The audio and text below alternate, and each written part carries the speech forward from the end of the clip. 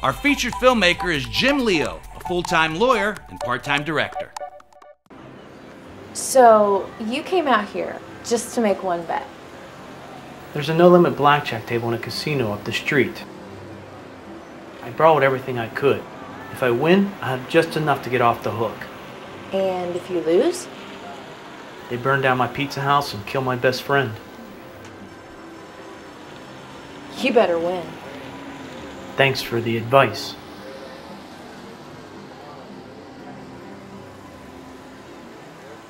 I knew you had something heavy on your mind. I just didn't know it was that heavy.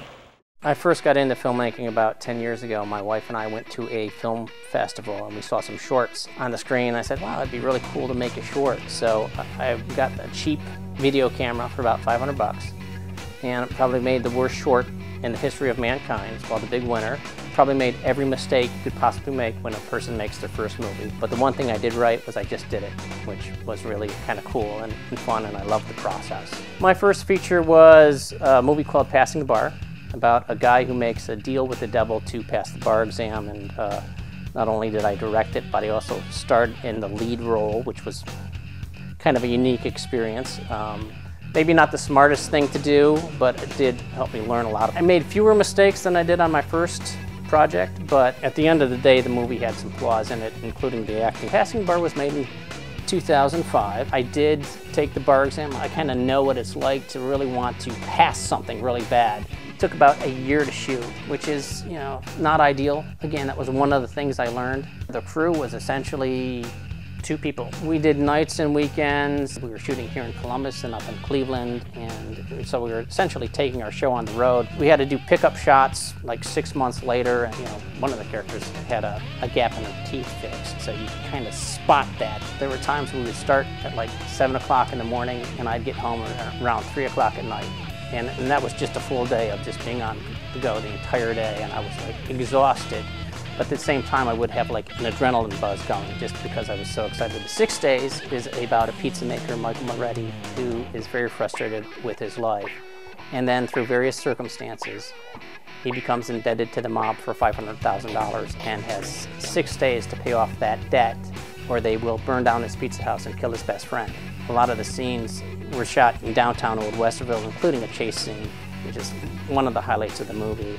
It was a very ambitious script, and we got to work with a lot of local actors here in Columbus, Ohio. And the one thing about that movie is everyone was kind of really into upping the ante, doing anything we could to make the movie better. Probably the most ambitious part of 6 Days was shooting a scene in Las Vegas. We actually shot a scene in a casino in Temecula, California, and that was about 4 hours away from Las Vegas. So we did a walk and talk scene in Las Vegas, and we shot those scenes over the course of 3 days. Every scene I was thinking about, well, if this scene doesn't work out and I have to shoot something in Columbus, do I need to tweak the dialogue here or there? Because I knew we weren't coming back if something didn't work out in Vegas. We shot some scenes for 6 days on Lake Erie on a barge. We were lucky enough to find someone who let us shoot on his barge. I took a lot of the things that I learned and I said, well, this is really the way to make a movie a lot better. And one of the things I did when I wrote 6 Days is that I kind of did the editing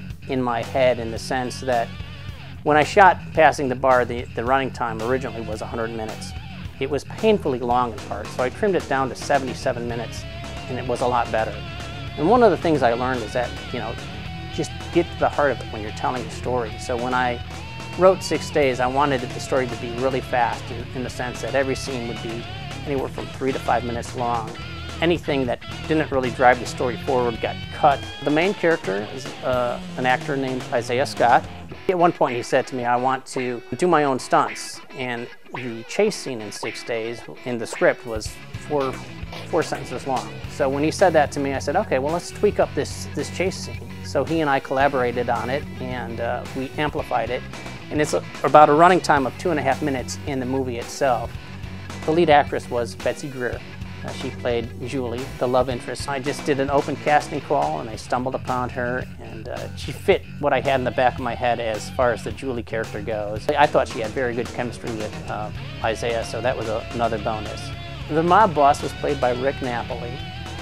Rick speaks Italian naturally, and I didn't know that when I first picked him for the movie, but there is this scene where the mob boss is speaking in Italian to someone on the phone, and it just so happened that he knows Italian, so we didn't have to teach him how to speak Italian. So it was just kind of a lucky strike. The experience of exhibiting the movie is always kind of intense, because as the director, you want to sit there and you want to watch everyone getting into the movie, but you're also on pins and needles, and every second that passes, you're like on edge, and every joke that's in the script, you're saying, are they going to laugh, are they not going to laugh? So it's a very intense experience.